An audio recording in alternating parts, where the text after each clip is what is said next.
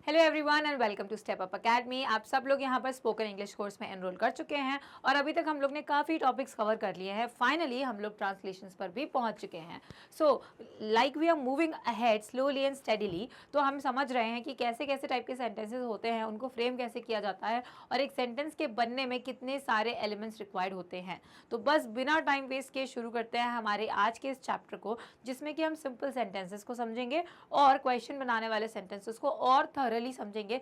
जैसे कि हमने पिछले वीडियो में एक छोटा सा जो है एक ट्रेलर देखा था। ठीक है, तो चलिए आगे बढ़ते हैं। इससे पहले मैं आपको बता दूं कि अगर आप इस वीडियो को YouTube पर देख रहे हैं और आपको लगता है कि ये वीडियो आपके लिए बहुत बेनिफिशियल है, तो भैया आपके लिए बहुत सारे ऐसे वीडियोस हैं, यानी कि ये पूरा कोर्स अवेलेबल है जो कि आपको मिलेगा हमारे एप्लीकेशन पर, जिसका नाम है स्टेप अप अकेडमी। आपको ईजिली प्ले स्टोर पर अवेलेबल है। And if you are a student तो आपके लिए ये बल्ले बल्ले वाली सिचुएशन है, क्योंकि सारी चीज़ें वहाँ पर अवेलेबल है। ये सारे बेनिफिट्स आप वहाँ अवेल कर सकते हैं। और मेरा फेवरेट पार्ट है यहाँ पे रेफर एंड अर्न करना, यानी कि आप पॉइंट्स अर्न कर सकते हैं अपने फ्रेंड्स को इन वीडियो को शेयर करके या फिर इस एप्लीकेशन को शेयर करके। तो टाइम वेस्ट क्यों करना है, पहले इस वीडियो को देखो, कंप्लीट करो अपना लेसन और फिर जाओ अपने फ्रेंड्स से इस वीडियो को और इस एप्लीकेशन की इन्फॉर्मेशन को शेयर करो। चलिए लेट्स मूव अहेड। हमारा आज का टॉपिक है सिंपल सेंटेंसेस। तो अब हमको ये समझना है कि सेंटेंसेस कौन से होते हैं, कैसे होते हैं। तो सिंपल से होते हैं, सब्जेक्ट होता है, वर्ब होता है, ऑब्जेक्ट होता है, ये पता था। अब यहाँ इनके बीच में क्या होता है, एक हेल्पिंग वर्ब भी होता है। तो सेंटेंस का मतलब होता है उसका सेंस कंप्लीट होना चाहिए। ठीक है, कि वो जो बात कहना चाह रहा है वो चीज़ कंप्लीट होना चाहिए, यानी कि सब्जेक्ट और वर्ब होना चाहिए। फिर आता है begins with the capital letter. तो एक कैपिटल लेटर से शुरू होता है, यानी कि जो फर्स्ट लेटर होता है उसका, चाहे वो प्रोनाउन हो, वर्ब हो, एडजेक्टिव हो, कुछ भी हो, वो फर्स्ट लेटर कैपिटल होता ही है। And ends with the full stop. Full stop and में आता है तभी उसका सेंटेंस कंप्लीट होता है। वहां पर उस सेंटेंस का आइडिया जो है ना वो खत्म हो रहा है। And it contains a subject and a verb. तो ये जो चीज है ना ये कंपलसरी है, सब्जेक्ट और वर्ब का होना कंपलसरी होता है। ऑब्जेक्ट या बाकी की इन्फॉर्मेशन हो या ना हो वो ज़रूरी नहीं है। अगर सब्जेक्ट और वर्ब मिलकर अपना काम कंप्लीट कर ले रहे हैं और सेंस भी पूरा हो रहा है तो कोई दिक्कत नहीं है कि और भी इन्फॉर्मेशन इसमें क्यों नहीं है। ठीक है, तो ये होते हैं सिंपल सेंटेंसेस जो कि ज़रूरी होते हैं किसी भी मैसेज को कन्वे करने में। तो यहाँ पे कुछ सेंटेंसेस हैं, देख लेते हैं हम उनको। हमारे सिंपल वाले, Mohan goes to the school. तो यहाँ पर अगर आप बोलोगे ये वाले स्कूल में कौन जाता है, मोहन जाता है, मोहन गोज, यहाँ पर भी आपका सेंस कंप्लीट हो जाता है। With a subject and a verb आपका सेंटेंस कंप्लीट है। लेकिन आप चाहें तो आप आगे उस इंफॉर्मेशन को और ज़्यादा ऐड कर सकते हैं। Similarly they are reading a book, वो सब बुक रीड कर रहे हैं। हम ये पढ़ चुके हैं, दे के साथ आर क्यों यूज़ हो रहा है, मोहन के साथ गोज क्यों यूज़ हो रहा है, रीडिंग अ बुक यानी कि वो सब लोग बुक पढ़ रहे हैं। फिर आता है सोनू इज़ इल। अब ये सबसे छोटा सेंटेंस है, बहुत कम इन्फॉर्मेशन है, लेकिन ऐसा नहीं है कि ये गलत है, ये भी सही है। सोनू बीमार है। ठीक है, सिंपल सेंटेंसेस। तो ये है कुछ सिंपल सेंटेंस के एग्जाम्पल जिसमें हमारा सब्जेक्ट भी है, वर्ब भी है और ऑब्जेक्ट भी दिया हुआ है। ठीक है, तो अब ये एक्सरसाइज है, इसको हम करते हैं कंप्लीट। ट्रांसलेशंस है। ये एक बॉल है। अब बॉल तो ऑलरेडी इंग्लिश में दिया हुआ है क्या हो जाता है, इज हो जाता है। इज या आर हो सकता है। ठीक है, इज या आर हो सकता है। अब एक की बात हो रही है तो क्या होगा, इज रहेगा। करेक्ट हो गया। अब एक जब हम यूज करते हैं किसी भी कॉमन नाउन के आगे तो याद रखिएगा उसका मतलब नंबर वन नहीं होता है। नंबर वन का मेरा मतलब बेस्ट वाला नंबर वन नहीं, उसका मतलब वन नहीं होता है। एक जो हम कहते हैं, अच्छा मैं ना एक चीज लेकर आया हूँ। ठीक है, एक चीज़ का मतलब क्या होता है, मैं एक ही काउंटिंग वाली चीज़ बोल रही हूँ क्या, एक चीज़ लेके आया हूँ, किसी में सिर्फ एक ही चीज़ लेके आई हूँ। नो, आई एम सेइंग कि मैं कुछ एक चीज़ लाया हूँ, आई हैव ब्रॉट समथिंग। ठीक है, मैं एक बॉल लेके आया हूँ, तो इसका मतलब ये नहीं है कि मैं एक ही बॉल लेके आया हूँ। मैं ये बताना चाह रही हूँ कि मैं एक बॉल लेके आई हूँ, अ बॉल। इस तरीके से मैं उस बॉल को डेफिनाइट बना रही हूँ वहाँ पे कि ये मैं एक बॉल लेकर आई हूँ। ठीक है, तो बस वैसे ही ये जो एक आता है ना, इसका मतलब होता है a ball is a ball. इतना समझ में आ गया। अब ये का मतलब क्या होता है, ये यहाँ जो रखा हुआ है जो पास में होता है उसमें हम क्या बोलते हैं, दिस बोलते हैं। तो क्या बन जाएगा, this is a ball. Easy. Subject, verb और ये पार्ट हो गया हमारा ऑब्जेक्ट। ठीक है, यही सिंटैक्स यही पूरे टाइम फॉलो करना है यहाँ पे, हेल्पिंग वर्ब। ओके, अब देखिए मोहन एक टीचर है, तो ये एक भी वही हो गया। अब मोहन दो टीचर तो हो नहीं सकता, एक ही टीचर होगा, है ना। तो यहाँ पे क्या है, अ टीचर है, क्या हो जाएगा इज, क्योंकि सिंगुलर की बात हो रही है। मोहन नाम चेंज होगा नहीं, Mohan is a teacher. Easy. Next है रानी और राम अच्छे दोस्त हैं, तो रानी और को इंग्लिश में क्या कहते हैं, एंड, रानी एंड राम। अब अच्छे दोस्त हैं, तो है ये जो प्लूरल हो गया है, ये क्या हो जाएगा, इसकी जगह यहाँ पर आर हो जाएगा। अच्छे दोस्त हैं, अच्छे यानी कि गुड, दोस्त मतलब कि फ्रेंड्स, ठीक है, क्योंकि दो लोगों की बात हो रही है तो फ्रेंड्स। अब देखिए सब्जेक्ट क्या है, Rani and Ram are good friends, subject, verb और आगे का सेंटेंस, नाउन, एडजेक्टिव, जो भी आपको ऐड करना है। चलिए देखते हैं हमारे जो सेंटेंस के एक्सरसाइज का जो आंसर है वो क्या रहेगा।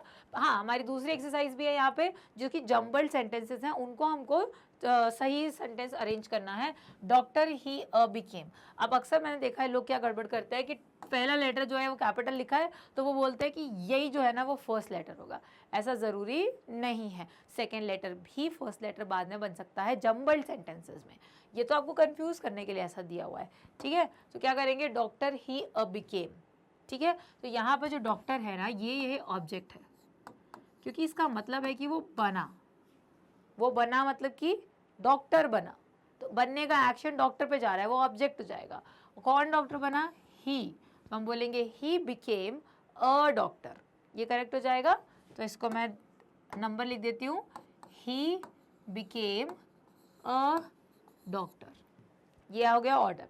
Next is crying is baby the, तो क्राइंग तो वर्ब हो गया, है ना, बच्चा क्या कर रहा है, रो रहा है, ठीक है। अब बच्चा कौन सा बच्चा, वो वाला बच्चा, the baby is crying, the baby is crying, तो पूरा ऑपोजिट निकला, उल्टा एकदम mirror image. Next, to go asked him B. अब ये टू गो साथ में रहेगा, क्यों, क्योंकि आस्क्ड एक और वर्ब है यहाँ पर। आप देखेंगे बोलेंगे गो तो यहाँ पर वर्ब है, फिर आस्क्ड वर्ब कैसे हो गया, तो भाई पूछना भी तो वर्ब ही हुआ ना। तो हमने पूछा कि हम जाएं, किससे पूछा, हिम से पूछा, है ना। पूछने का एक्शन किसने किया, वी ने किया, क्योंकि वी यहाँ पे फर्स्ट पर्सन है। ये देखिए अब ये फर्स्ट पर्सन है, हमें ये नहीं समझना है कि एक्शन किस पे हो रहा है किस पे नहीं हो रहा है। आपको प्रोनाउंस पता है, ये फर्स्ट पर्सन प्रोनाउन है, फर्स्ट पर्सन हमेशा एक्ट करता है और थर्ड पर्सन एक्शन को रिसीव करता है। तो अगर आपको प्रोनाउन का थर्ड पर्सन दिख जाए तो वो समझ लीजिएगा कि वो उस सेंटेंस में ऑब्जेक्ट ही बनेगा, और जो फर्स्ट पर्सन दिखेगा वो डूअर ही बनेगा। तो इसका क्या ऑर्डर हो जाएगा, इसका ऑर्डर हो जाएगा we asked him to go, ये मैंने एक ही में ले लिया टू गो को, करेक्ट।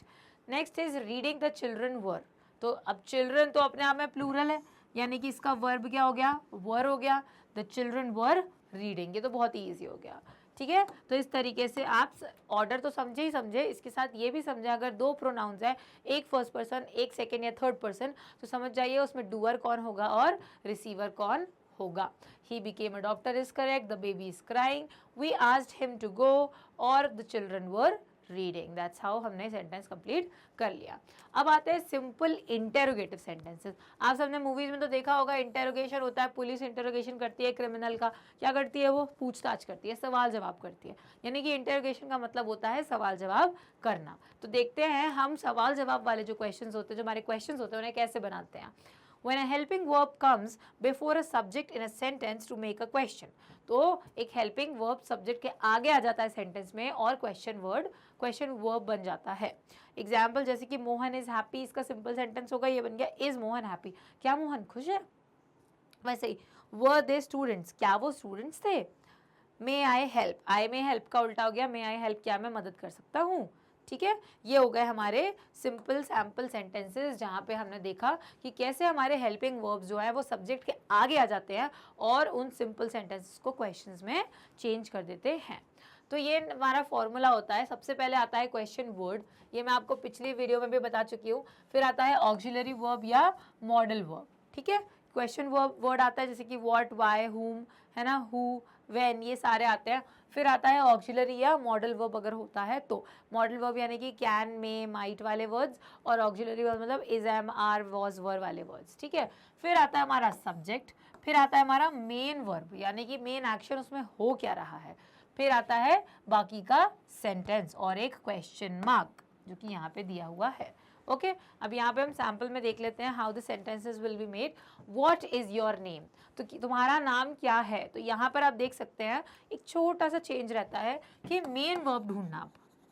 आपको समझ में आ जाएगा कि कहाँ पर आपको एक एक्स्ट्रा वर्ड की ज़रूरत पड़ती है। जब मेन वर्ब होता है ना सेंटेंस में तो हमें क्वेश्चन वर्ड की ज़्यादा ज़रूरत नहीं पड़ती। हम आराम से बिना मेन वर्ब के भी मतलब बिना क्वेश्चन वर्ड के भी क्वेश्चन सेंटेंस बना सकते हैं। देखिए व्हाट इज़ योर नेम, यहाँ मेन वर्ब नहीं है ना, तो मेन वर्ब नहीं है इसलिए क्वेश्चन वर्ड की ज़रूरत पड़ी है। व्हाट इज़ योर नेम, ठीक है। फिर how are you feeling today, how are you feeling, कैसा फील कर रहे हो। तो यहाँ पे फीलिंग है तो यहाँ पे क्या हो जाएगा हाउ आर यू फीलिंग। तो आप कैसा फील कर रहे हो, क्योंकि कैसा वर्ड यूज हुआ है इसके लिए हमने हाउ लगाया हुआ है। फिर आ जाता है व्हेन विल दे अराइव, वो लोग कब आएंगे। तो क्योंकि यहाँ पे टाइम की बात हो रही है कब आएंगे तो क्या हो जाएगा व्हेन विल दे अराइव, और विल यूज किया है क्योंकि आएंगे, फ्यूचर की बात हो रही है, ठीक। वैसे ही यहाँ नेक्स्ट है आर यू हंग्री, तो यहाँ मेन वर्ब दिख रहा है क्या, नहीं दिख रहा है, तो हमें ज़रूरत ही नहीं पड़ी। आर यू हंग्री, ये जो हंग्री है ये वर्ब नहीं है बेटा, ये तो एडजेक्टिव है। ये क्या तुम भूखे हो, मेन वर्ब नहीं है ना, तो मेन वर्ब नहीं है इसलिए हमने इसी से क्वेश्चन वाले अपने हेल्पिंग वर्ब से ही हमने क्वेश्चन बना लिया। Have you finished your homework, अब यहाँ पे हेल्पिंग वर्ब आया है लेकिन यहाँ पर हैव है इसीलिए। अब हैव अपने आप में भी बहुत मल्टीटास्किंग काम करता है, इसलिए have you finished your homework. फिर आता है कैन दे स्पीक स्पेनिश, है ना, दे कैन स्पीक स्पेनिश का हमने ऑपोजिट कर दिया कैन दे स्पीक स्पेनिश। तो इस तरीके से हम देखेंगे कि कई जगहों पर आप देखेंगे कि आप बिना क्वेश्चन वर्ड के भी सेंटेंस को बना सकते हैं। क्वेश्चन कैसे, जब मेन वर्ब नहीं होता है तो हमारा जो हेल्पिंग वर्ब होता है वो कूद के आगे आ जाता है सब्जेक्ट के और सेंटेंस को बना लेता है। ये सिंटैक्स, इस फॉर्मूला को याद रखना, question word plus helping verb या फिर modal verb plus subject plus main verb plus object या फिर रेस्ट ऑफ द सेंटेंस, ठीक है। चलिए आगे बढ़ते हैं। आगे हैं हमारे एक्सरसाइजेस जहां पर है आप कितना पढ़ते हो, कितना पढ़ते हो, तो मतलब कितना यानी कि हाउ मच, ठीक है। पढ़ते हो स्टडी, आप यू, ठीक है। और ये कोई करने की बात हो रही है डू, कुछ चीज करने की बात हो रही है, पढ़ाई करने की बात हो रही है। पढ़ाई कितना पढ़ाई करते हो, पढ़ते हो का जो सही ट्रांसलेशन रहेगा, जो सही एक्सपैंड करेंगे सेंटेंस को, वो जाएगा आप कितनी पढ़ाई करते हो, हाउ मच। तो यहाँ पे करते हो जब बात आती है ना तो डू आ जाता है, इतना ध्यान रखिएगा, ठीक। अब इसको अरेंज करते हैं, हमने ट्रांसलेशन कर लिया, अब हम अरेंज करते हैं। पहले क्या आएगा हाउ मच, कितना, तो हाउ मच। फिर हमारे पास क्या है डू, है ना, हेल्पिंग वर्ब। फिर उसके बाद में वर्ब सब्जेक्ट यू, फिर आता है मेन वर्ब जो कि है स्टडी, और एंड में आ जाएगा question mark. How much do you study, easy, आ गया समझ में। पहले हर एक वर्ड को ट्रांसलेट कर लो, उसके बाद में उसको उस ऑर्डर में अरेंज कर लो। अब जब आप फाइनली सही ट्रांसलेशंस फटाफट बनाना सीख जाओगे तो आई मस्ट टेल यू कि आपको इतनी देर नहीं लगेगी ट्रांसलेट करने में। This comes with practice only. जब प्रैक्टिस करने लग जाएंगे तो अपने आप सेंटेंस फॉर्मेशंस जल्दी होने लग जाएंगे। आपने वो कैसे किया, ठीक है, अभी जो वो है वो जाता है दैट, ठीक है। आपने यू, कैसे हाउ, करने की बात हो रही है डू, डू आएगा, लेकिन किया यानी कि पास्ट में जा चुका है तो क्या हो जाएगा डिड, ठीक है। किया मतलब कि पास्ट की बात, ठीक है। आप ही कैसे कर रहे हो, how are you doing it, यहाँ पर है किया तो डिड में चले जाएगा, ठीक है। हाउ डिड यू, फिर करने की बात आ रही है ना कि कैसे किया, तो डिड ने तो पास्ट में भेजा है, डिड ने तो पास्ट का काम कर दिया, लेकिन करने का काम कौन करेगा, डू करेगा। तो ये बन जाएगा how did you, question word helping verb you, main verb do that question mark. आया समझ में?